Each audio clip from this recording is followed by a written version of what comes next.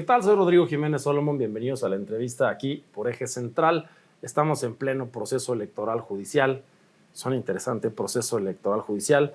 Hace unos meses era proceso electoral y luego proceso judicial. Ahora van juntos y luego irán separados porque vamos a elegir a los jueces, magistrados, ministros de la Corte, tanto en la Ciudad de México como a nivel nacional.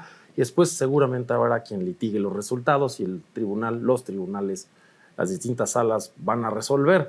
Hay un rubro en particular de esta reforma que llama mucho la atención, pues no solamente vamos a elegir a los jueces, magistrados y ministros, sino además se crea una nueva figura dentro de los poderes judiciales.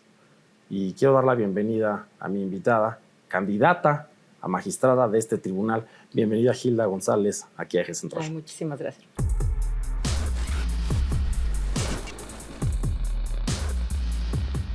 ¿Eres ya candidata aquí? Ya estoy en boletas, ya salimos. Fue un trabajo arduo porque de verdad la competencia está muy complicada. Muchos jueces y magistrados obviamente quieren repetir porque es lo que han hecho toda su vida, vienen de carrera, etcétera. Entonces sí fue complicado, pero ya estamos en boleta. Ya, boleta rosa para la Ciudad de México. Ahí está ya mi nombre. Tribunal de Disciplina Judicial del Poder Judicial de la Ciudad de México.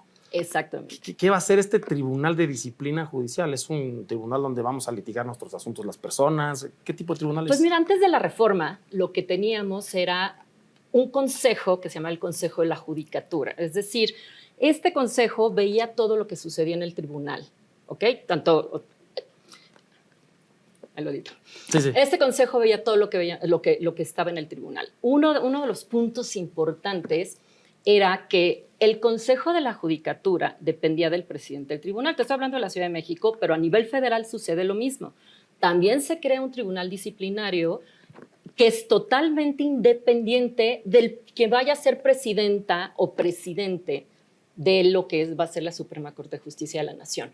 Acá sucede lo mismo. Entonces es la primera vez que se separa, es decir, el presidente del tribunal que administra y demás ya no va a poder sancionar.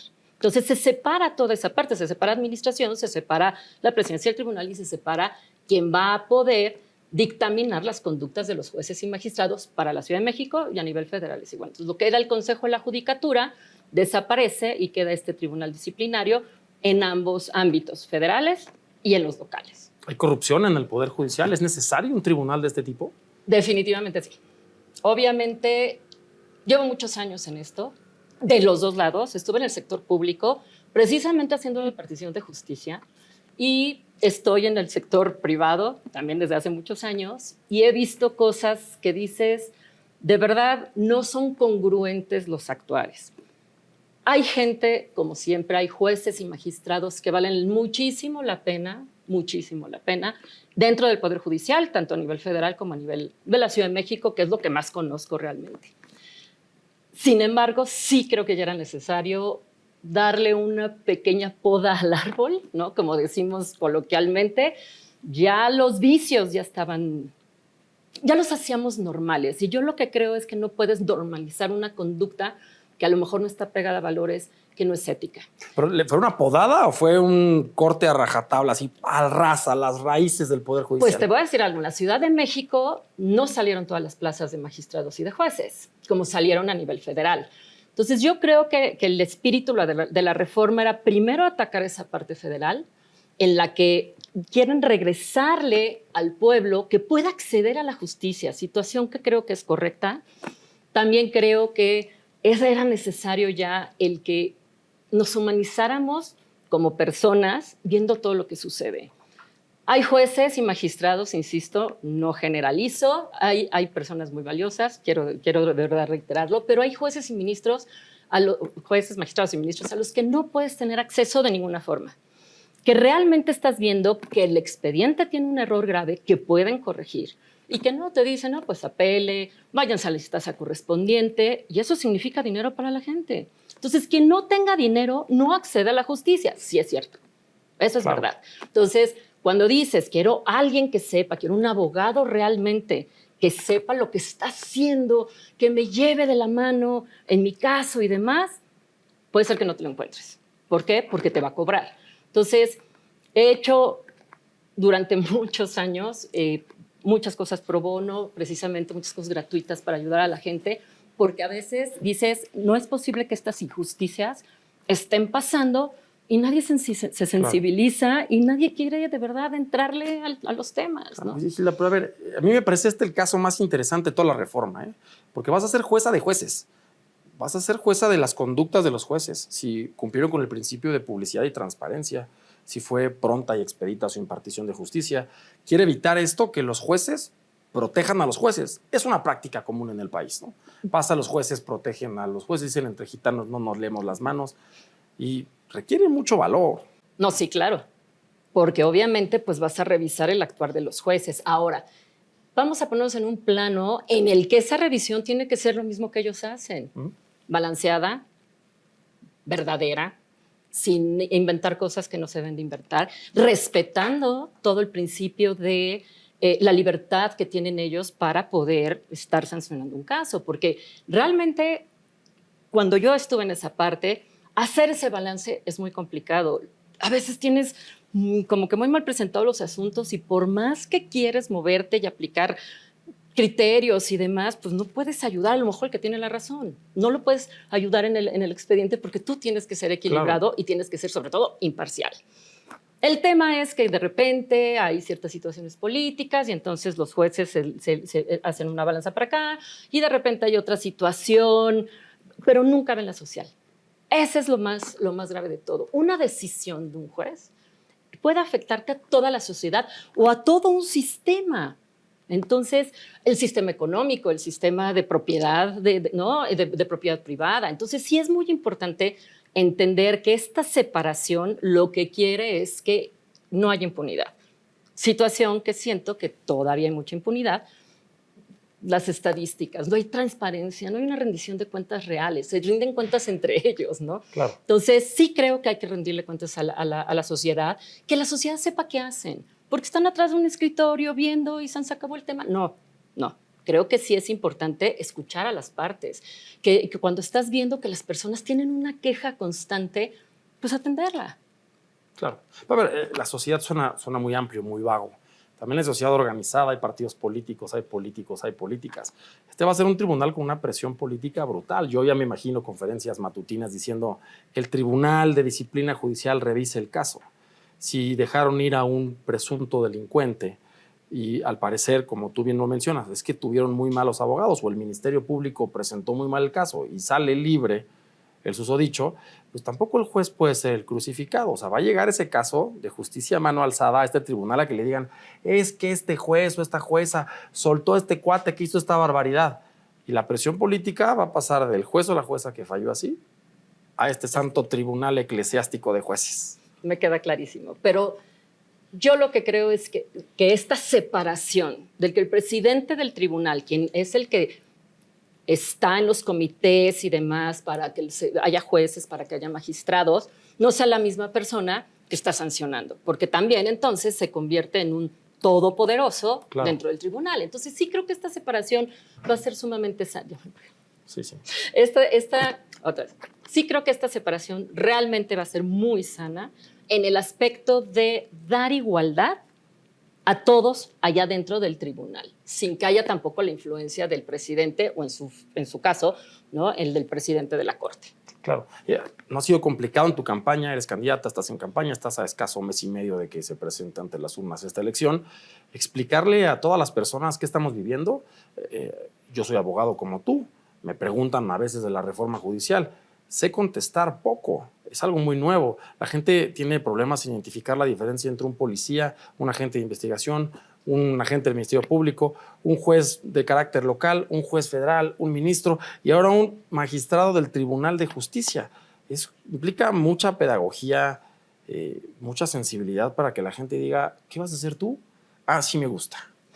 Efectivamente, la idea que en lo personal tengo es explicarle a la gente, pero con palabras suaves, con palabras lindas, como siempre lo he dicho, qué es lo que significa cada rubro, ¿no? Entonces, que primero hay que entender por qué están las 6 boletas y nada más hablan de las 6 boletas a nivel federal. La campaña arranca el 14, entonces el 14 de abril para la Ciudad de México. Entonces, ahí es donde hay que entender que hay un tribunal local en la Ciudad de México, que es donde generalmente esos asuntos ven las personas. Pero, por ejemplo, en materia penal, bueno, tú sabes, pero explicarle a la gente que a lo mejor no es local el delito que se habrá cometido y lo tienen que ver a nivel federal, pero pasó en la Ciudad de México, pues realmente sí es muy complicado explicarlo. Pero sí tenemos que hacer esa conciencia de que no es algo fuera del planeta, ¿no? Es entendible siempre y cuando te lo sepan explicar. Claro. ¿No? Entonces, al nivel federal tenemos ciertas situaciones y hay que entender que a los jueces aquí en la Ciudad de México los puede revisar los tribunales federales. ¿Para qué? Precisamente para que haya esa separación de lo que pasa en la Ciudad de México y haya un órgano revisor. Entonces, eso va a seguir igual, también es lo que quiero que la gente entienda, porque dicen, entonces todas las apelaciones o todas las quejas en contra de algo, de un asunto, no, eso no cambia. Eso sigue igual. Lo que cambia es nada más que este tribunal disciplinario está independiente a lo que va a ser la presidencia del tribunal, tanto a nivel federal como el de la Suprema Corte, como el de la Ciudad de México. Esa es la principal diferencia. Y sí, las facultades son las mismas que traen con lo que era el Consejo de la Judicatura y se van a seguir los procedimientos muy parecidos, pero bueno, le va a tocar este tribunal que va a durar 6 años y vamos a ver la forma escalonada después si se puede corregir o demás, pero por lo menos le va a tocar poner las reglas, nuevas reglas, pero no las leyes ya están. Claro. Va a ser la aplicación de cómo va a ser. A lo mejor yo dentro de las ideas que traigo es hacer más fácil esta parte, ¿no? Porque ahora tienes que presentar todo un procedimiento, entonces otra vez necesitas a lo mejor un abogado para poderlo hacer y tú como persona no puedes llegar a detener ese tipo de quejas. También creo que pues hay que tener ciertos fundamentos para poder decir, bueno, esto procede en contra de un juez. Sin embargo, tener la puerta abierta para que si hay una conducta constante de alguna de las personas que están impartiendo justicia, bueno, pues claro, entonces puedas platicar con esa persona y decirle, oye, está pasando esto, sin que sea tan inquisitivo, sin que sientan que los van a perseguir y ahora va a ser una cacería de brujas. No, sin embargo, creo que en esa parte también este tribunal tiene que saber balancear muy bien las cosas sociales, políticas y hasta económicas. Va a ser el tribunal de jueces, no de los asuntos de los jueces, esa es otra cosa. Exactamente. Hay que saber diferenciar. Tribunal de la conducta que hacen los jueces, no de las decisiones que tome el juez. Ahora, por supuesto, llegarán ahí los jueces basados en sus decisiones. Si se identifica una constancia hacia cierto rubro, van a decir, pues vamos a traer una investigación de este juzgador o esta juzgadora. Y tú ahora estás como una candidata más. Son cerca de 3,800 personas las que están concursando a nivel nacional. Tú específicamente vas a un tribunal de disciplina. Yo imagino que diario estás viendo el nivel de candidatas y candidatos que están participando en esta elección. ¿Por qué? Porque al final si tú ganas, es a quienes vas a juzgar en su conducta en su momento. ¿Tú ves que los ciudadanos tenemos enfrente boletas con personas capaces, con experiencia? ¿O realmente esto está siendo de amiguismo político, del que mejor baila en TikTok? ¿Cómo lo ves tú como una posible magistrada del Tribunal de Disciplina de la Ciudad de México? La verdad veo de todo. De todo, de todo. O sea, también dentro de los que tienen carrera judicial, que hoy siguen trabajando ahí, ¿hay buenos y malos? Sí, efectivamente. No todo. A ver, muchos sí llevan carrera judicial desde años y años y años. Eso tampoco significa que sepan impartir justicia. Entonces, insisto, hay de todo. Hay algunos jueces maravillosos, muy preparados, que realmente ven hacia dónde puede ir un asunto, balancean muy bien las pruebas, valoran muy bien las cosas. Hay otros que no. Hay unos que llegaron también y que no me vengan, que llegaron con carrera judicial. Hay muchos ahí que los pusieron. Claro. Entonces, esto también creo que es importante de que ahora, bueno, hicieron que saliéramos a las calles a decirle a la gente qué piensa, pues por lo menos escucharla. Claro. Siempre yo soy pro puertas abiertas, pro dígame cuál es el problema, porque insisto, cuando un asunto lo estás llevando y ni siquiera volteas a ver la página consecuente, ese es un gran tema. Veo mucha delegación de las situaciones. A veces es mejor ir a platicar con los que llevan los que están dentro de la estructura, los secretarios proyectistas, los de acuerdo, etcétera. Sí, a veces quien chambea, el juez. Exacto, ¿no? Ellos sí están involucrados en el y reciben a las asunto. partes. Sí, ellos son mucho más abiertos luego que los jueces o que los magistrados. Claro. Ellos se sienten intocables. Claro. Entonces, tampoco es el tema. Creo que debe de haber otra vez una balanza social, una balanza económica, una balanza judicial. Ellos se tienen que apegar a las leyes. Ahí sí no hay ni siquiera duda. Sin embargo, hay que ser un poco más humanos. Y sobre todo creo que deben de ser honestos. Y honestidad significa no nada más que tu conducta te lleve, que si no conoces el tema y no tienes los conocimientos, entonces no seas juez o magistrado. Claro. No porque te lo dieron. Claro, ¿no? El juez es el perito en derecho. Pues debe de ser. Sin embargo, no necesariamente todos lo son. Justicia honesta, entonces. Sí. Justicia totalmente honesta, 100% honesta. Y entonces, para concluir, 2 factores fundamentales en la esencia de esta reforma constitucional, a mi parecer la del calado más profundo en nuestro país. Una es, por supuesto, el voto popular de jueces, magistrados y ministros. Tú vas a buscar el voto en las urnas, ya lo estás buscando. Y el otro es este tribunal de disciplina. Es el que va a conservar, de aquí para el real, esta esencia del buen actuar, la no corrupción de los tribunales. Mira, creo que hablar de ética se me hace luego un bien subvaluado por cómo vemos que los valores se han tergiversado, se han modificado. Ya entendemos valores como el conocimiento que me dan en la escuela y no es lo mismo. Los valores se dan en casa, los valores te los da la familia. El tratar de actuar con una rectitud que te permita realmente que tu cabeza esté en ese contexto. Sin embargo, bueno, sí, he escuchado muchas veces que puede haber dinero de por medio, que aquel que le amenazan a los jueces y entonces pues deciden de tal forma para no recibir esa amenaza. Pasa de todo también. Entonces tenemos que ver la parte social, la parte de mejor actuar, porque ya no quiero decir que todos los valores, no todos tenemos los mismos valores. Entonces, que sea una conducta idónea para cada caso, lo entiendo también perfecto. No todos los casos son iguales, no puedes aplicar todo porque las pruebas siempre varían y son distintas. Insisto, eso creo que cuando yo estuve casi 10 años haciendo este rol, bueno, pues valorar las dos partes, decías, no, y no puedo salirme de lo que está aquí. Sin embargo, sí escuchaba las partes. Y es bien importante ver de dónde vienen las cosas, los antecedentes y no nada más lo que crees que está sucediendo en ese expediente, porque no el expediente tiene todo como quisiera uno tenerlo. Entonces sí creo que es importante, ya está el sistema en el Tribunal de la Ciudad de México precisamente para poder tener estas audiencias en presencia del magistrado, en presencia del juez.